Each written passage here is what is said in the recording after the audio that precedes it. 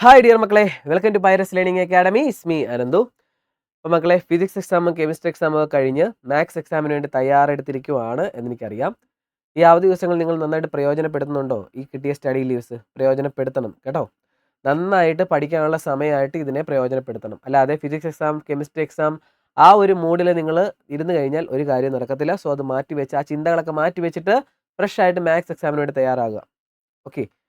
Maths exam tough ആയിക്കോട്ടെ, എങ്ങനെ വേണേ ആയിക്കോട്ടെ മക്കളെ, നമ്മൾ കൺസെപ്റ്റ് പഠിച്ചുകൊണ്ട് പോകുക എന്നത് മാത്രം നിങ്ങൾ ചെയ്താൽ മതി.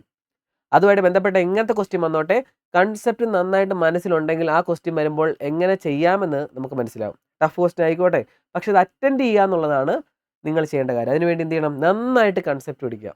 ഇനിയുള്ള ദിവസങ്ങൾ നിങ്ങൾ അതിനുവേണ്ടി പ്രയോജനപ്പെടുത്തുക. അല്ലാതെ ആ ഒരു പർട്ടിക്കുലർ ക്വസ്റ്റ്യൻ ചെയ്യുക എന്നുള്ളത് മാത്രമല്ലാതെ ഒരു ക്വസ്റ്റ്യൻ വരുമ്പോൾ അതെങ്ങനെ ചെയ്യാം എന്നുള്ളത് വ്യക്തമായിട്ട് നിങ്ങൾ മനസ്സിലാക്കിയിട്ട് വേണം പോകാൻ. അല്ലാതെ ഒരു ക്വസ്റ്റ്യൻ മാത്രം ചെയ്ത് പഠിച്ചിട്ട് ആ ക്വസ്റ്റ്യൻ വരുമ്പോൾ മാത്രം ചെയ്യുന്ന രീതിയിൽ നിങ്ങൾ പഠിക്കരുത്. ഒരു ക്വസ്റ്റ്യൻ, ആ ക്വസ്റ്റ്യൻ എങ്ങനെയാണ് ആൻസർ ചെയ്തതെന്നുള്ള കൺസെപ്റ്റിൽ വേണം നിങ്ങൾ പഠിച്ചു മുന്നേറാൻ. ഓക്കെ. ഇഷ്ടംപോലെ ലൈവ് ക്ലാസ്സുകളൊക്കെ യൂട്യൂബേഴ്സ് ഇടുന്നുണ്ട്. സോ അവരുടെ ക്ലാസ്സുകളൊക്കെ നന്നായിട്ട് കാണുക. പിന്നെ എന്നെ എന്തുകൊണ്ട് ഇപ്പോൾ കുറച്ച് ദിവസമായിട്ട് കാണാത്തതെന്ന് ചോദിച്ച് കുറേ കുട്ടികൾ മെസ്സേജ് അയച്ചു. മക്കൾ 2 ദിവസം മുമ്പ് വരെ CBSE കുട്ടികളുടെ കൂടെയായിരുന്നു. നല്ല രീതിയിലുള്ള തിരക്കിലായിരുന്നു ഞാൻ.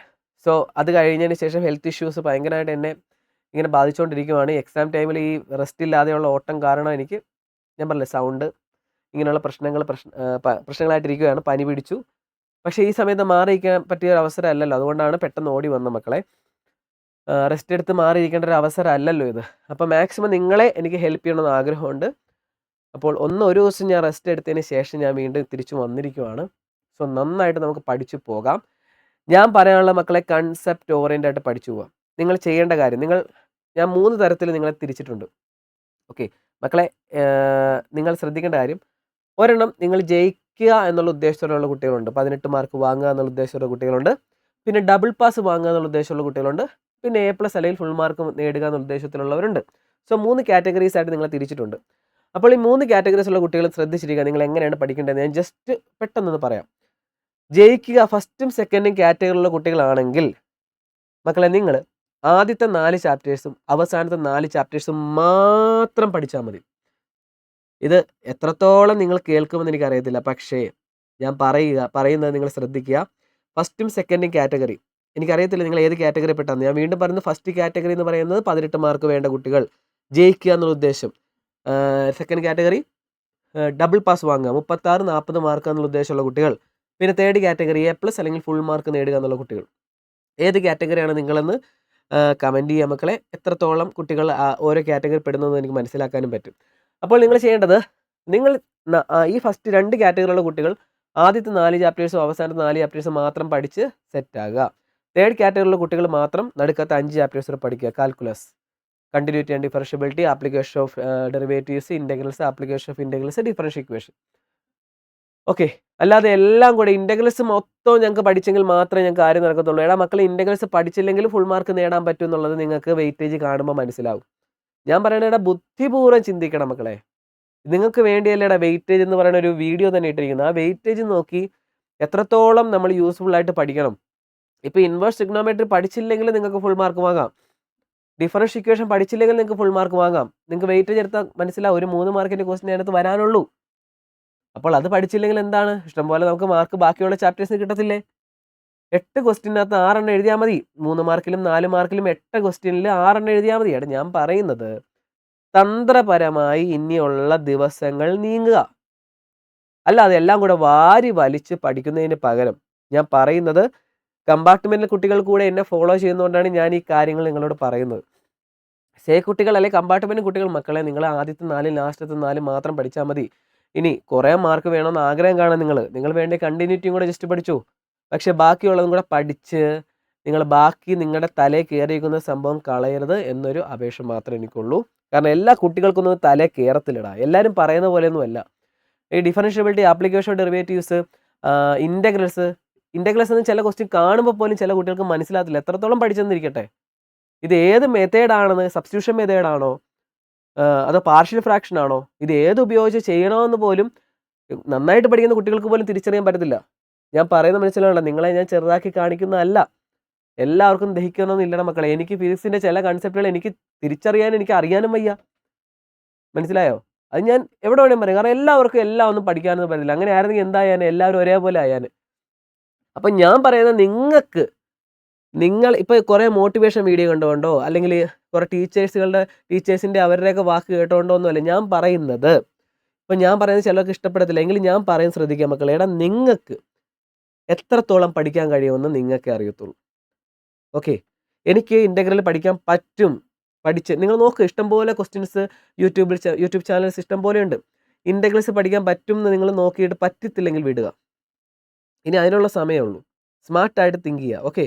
കണ്ടിന്യൂറ്റി പഠിക്കാൻ പറ്റും, കുഴപ്പമില്ല. ഓക്കെ. ഡിഫറൻഷ്യബിലിറ്റി വേണ്ട, കണ്ടിന്യൂറ്റി മാത്രം പഠിച്ച് ഏകദേശം ഒരു 3 മാർക്ക് അതിനകത്ത് നിന്ന് കിട്ടും. ആപ്ലിക്കേഷൻ ഇൻ്റഗ്രൽ കുഴപ്പമില്ല, 4 മാർക്കാണ്. ഒരു ചെറിയൊരു ചാപ്റ്ററാണ്. ഇൻ്റഗ്രൽ പഠിക്കാത്ത കുട്ടികൾക്കും പഠിച്ച് മാർക്ക് വാങ്ങാൻ പറ്റും. അതിന് ഞാൻ ലൈവ് ഇട്ടിട്ടുണ്ട്. ആ ക്ലാസ് കാണുന്ന കുട്ടികൾക്ക് ആ 4 മാർക്ക് ഷുവറാണ്. അപ്പം ഞാൻ പറയട്ടെ, സ്മാർട്ടായിട്ട് തിങ്ക് ചെയ്യുക. ഇൻ്റഗ്രൽസ് എന്ന് പറഞ്ഞാൽ ആപ്ലിക്കേഷൻ ഇൻ്റഗ്രൽ എന്ന ചാപ്റ്റർ ജസ്റ്റ് ചുമ്മാ എന്താണ് കൺസെപ്റ്റ് മനസ്സിലാക്കി തന്നെയാണ് ഞാനത് എടുത്തു വെച്ചിരിക്കുന്നത്. സോ അത് കണ്ട കുട്ടികൾക്ക് സിമ്പിളായിട്ട് ആ 4 മാർക്ക് കിട്ടും. പറഞ്ഞാൽ മനസ്സിലായടാ? അപ്പം അതിനു വേണ്ടി നിങ്ങൾ തയ്യാറാകുക. അല്ലാതെ എല്ലാം കൂടെ വാരി വലിച്ച് കൊളാക്കാതിരിക്കുക. ഓക്കെ. രാത്രി വരെ ഉറക്കമുളച്ച് മൊത്തം കാര്യങ്ങൾ പഠിച്ച് തലയിൽ കയറ്റി ബാക്കിയുള്ള സബ്ജക്റ്റ് പോലെയല്ല. മാത്സ് നന്നായിട്ട് എഴുതി പഠിച്ചില്ലേ കയ്യിൽ നിന്ന് പോകും. അതുകൊണ്ട് നന്നായിട്ട് പഠിച്ച കാര്യങ്ങൾ വീണ്ടും റിവൈസ് ചെയ്യുക, എഴുതി പഠിക്കുക മക്കളെ. മുന്നോട്ടുള്ള ദിവസങ്ങളിൽ ഇന്ന് തുടങ്ങി മുന്നോട്ടുള്ള ദിവസങ്ങളിൽ ഞാൻ ലൈവ് ചെയ്യാം എന്നുള്ള ആഗ്രഹം ഉണ്ടായിരുന്നു. പക്ഷേ എനിക്ക് ഇത്രയും മണിക്കൂറുകൾ തുടർച്ചയായിട്ട് ക്ലാസ് എടുക്കാൻ പറ്റുമോ എന്ന് എനിക്ക് അറിയത്തില്ല.